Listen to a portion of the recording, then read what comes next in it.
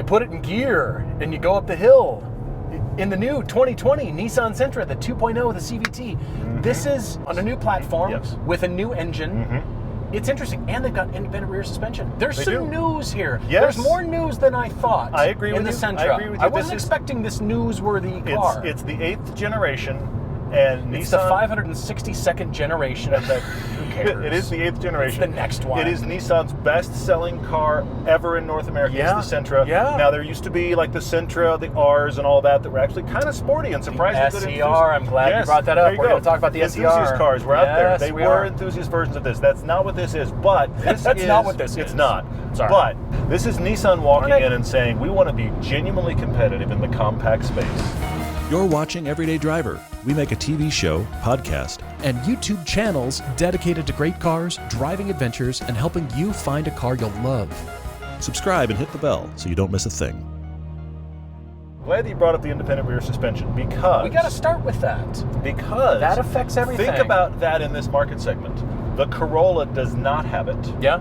The Mazda 3 used to have it and now does not. And then went backwards in time. Now, I think that independent rear suspension is interesting to note here because I don't think this car drives like a car with independent rear suspension. What do you I think don't it think drives it like? handles like that. I think it handles like it has a live axle like the 3. Really? It actually turns in very well. It turns in really, really well. Yeah. The front half of this car is dialed. The back half, instead of following, it wallows. It just can't follow along. And you would think, I would certainly think, with independent rear suspension on this, it would be better composed. The back half of the car would be better composed. I expect that kind of unsure back half of the car in a live rear axle, which is what the Mazda 3's gone to and the Corolla has. That's what I expect this feeling to associate with. And here I am in a car where Nissan has put an independent rear suspension in, and yet it has that attribute in the back half of the car. Okay. I was disappointed to discover it was independent rear. I'm applauding Nissan for doing it. Okay. All right. But I think that it doesn't get the benefit that I expect it to have. It doesn't handle any better than the Corolla or the Mazda 3, neither of which have it. That's a surprise. Which is a testament to Corolla and Mazda in doing the tuning it right. in the tuning of their live axle. Actually something. Well. Yes, true. True. Okay, well, let's start with Nissan all of a sudden paying attention to driving dynamics and telling us about independent rear suspension. I'm mixed on that because I think they're going after ride quality more than they are after sporty driving. I think they're the people that they, customers riding back here, they're wanting to just be soft and big car attributes on a small car. You're probably to sell right. the You're car. probably right. But I would expect the handling to be improved by that because because that was the thing that the Mazda 3 has lost a little bit of. Its handling isn't quite as good this gen because they lost independent rear suspension. This has gained it, so you would think it would just slot in and replace the Mazda as far as the surprising enthusiast car. It doesn't have that feeling. But that doesn't take away the fact that it does have excellent ride. I will give you that for sure. It's got a great ride. And I actually think that the turn-in it couldn't be better. When I read on the Monroney that the Sentra has something called dual pinion electric power steering, dual pinion rack electric power steering. Yes. And this was interesting to me because usually the single pinion just gets the motor assist and it's trying to do the job of turning the car. Whereas the dual pinion, actually, it can be tuned for the inputs for the car, and then the second pinion can be used for the power assist. So there's two, essentially. They're separating the duties, one to turn and one to assist, rather than in the single pinion steering rack. So I love the fact that they're even paying attention to these things, which is exciting. They have put a 149 horsepower engine, 2-liter engine in this car. So many things in this market segment are that size engine or smaller. More power because they're turbo. This is naturally aspirated along with the current updated Corolla. Right. The Corolla has more power than this. This is the low end of the totem pole on power in this segment. However, I actually think when the CVT properly gets along with the engine, it has a surprising amount of power. Depends on the day. There's an unhappy marriage there. There's moments that they just don't get along, and then there's moments when you're like, hey, they are in love. CVTs in general. That is very true. That is the case. So there's not a lot of power here. But interestingly enough, it still only weighs about 3,000 pounds, and that is 20% more power than the last Sentra. That's a significant bump, in spite of the fact that it is not a powerful car. Nissan is paying attention, which I like. The foundation is here for the SER. I think they could bring out the SER. Imagine wider fenders, imagine a different powertrain, a turbocharger, and because they have the independent rear, it can be tuned differently. Interesting point. So there's something here. Now this transmission is, well, a CVT.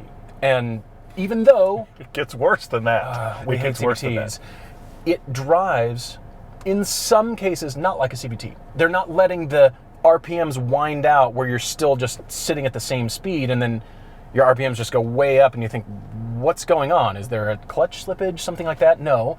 They've actually tuned it to kind of feel like gears. It shifts at the RPM and then it doesn't wind past that, which is, I'm fine with. It rubber bands less than some of the other CVTs. I'm glad for that. It's still a that. CVT. Yes.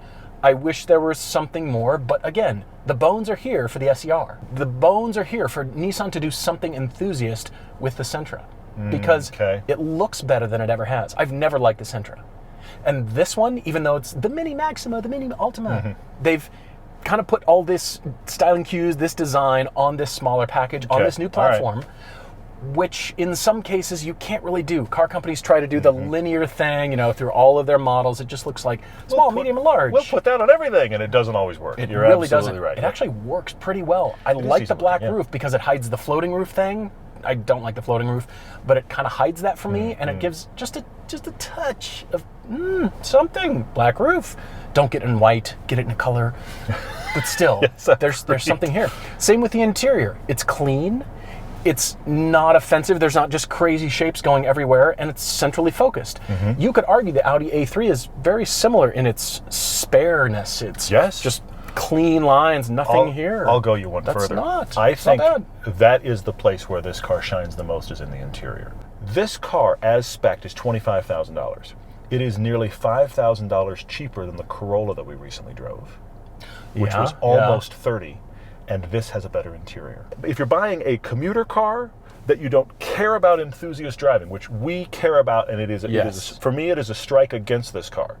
But if you are driving as a commuter and you just want a place to be, this is a nice place to be, especially at $25,000. Yeah, the interior is almost impressive. All right, I need to drive this. Yep.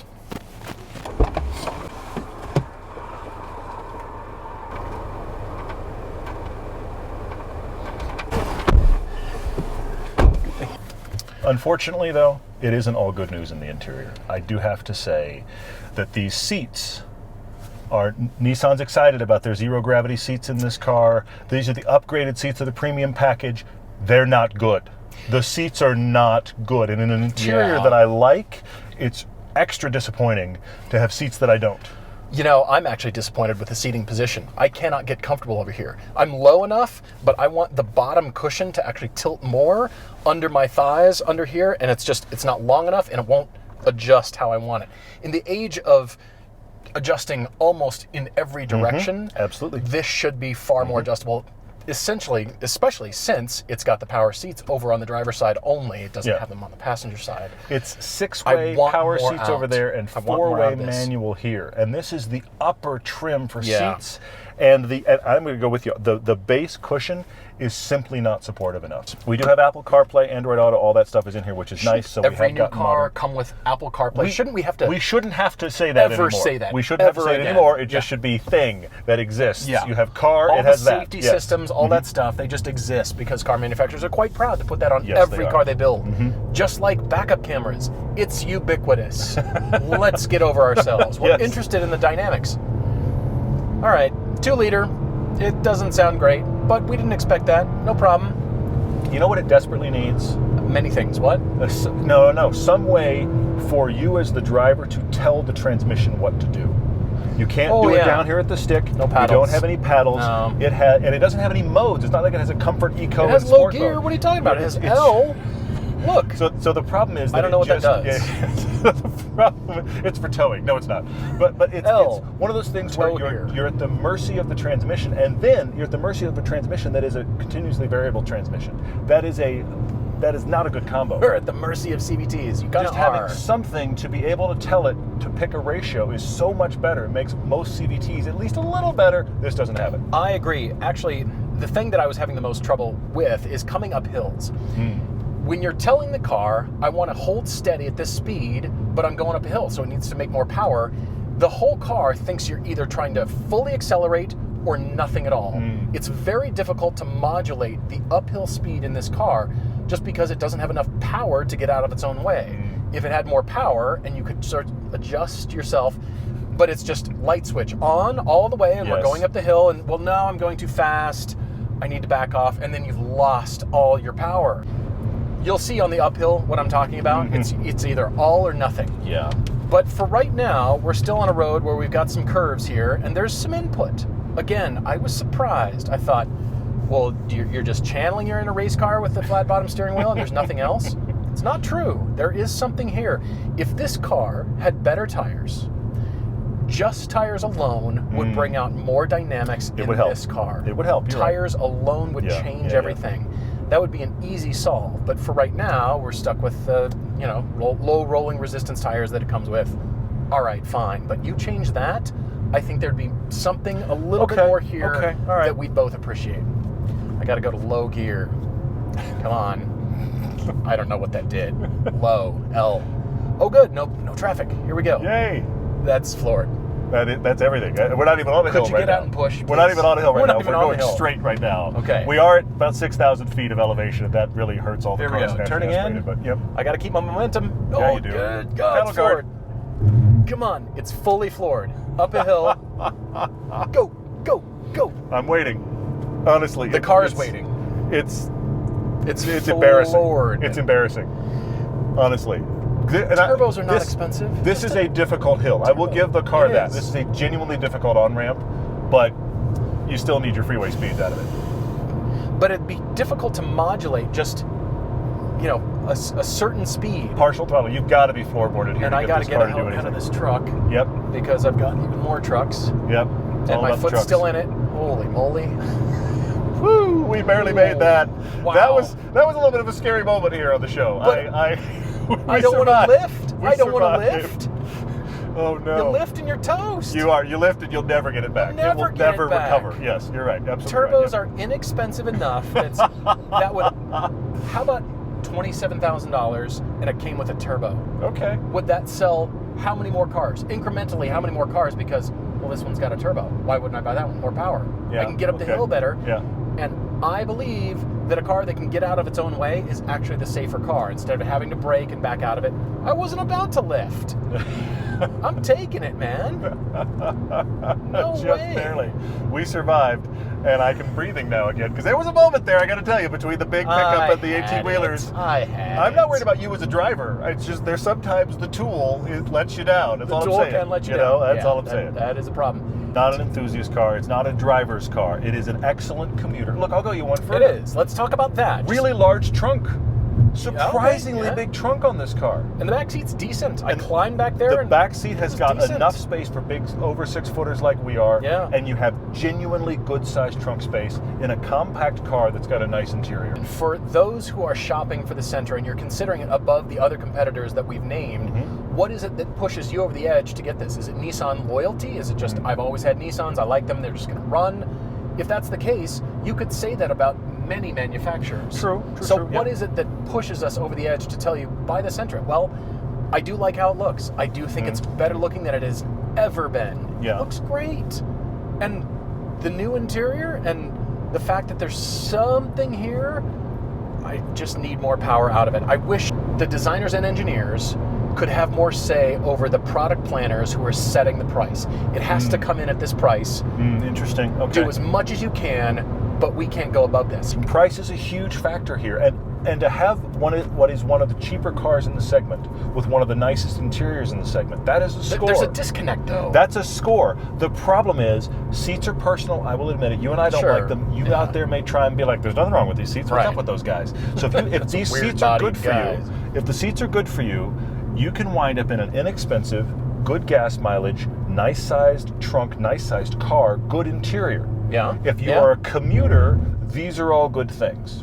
If you're looking for the Sentra's a fun-to-drive car, that's not here. It's just not. No, it's not. But I do think style matters, and this would push you over the edge to own this. Imagine all those things, and it's an ugly car. you wouldn't buy it. You're right. That would You kill wouldn't. it. That would kill it. You're right. But and this, that's not the case. Kind of interesting. Yep.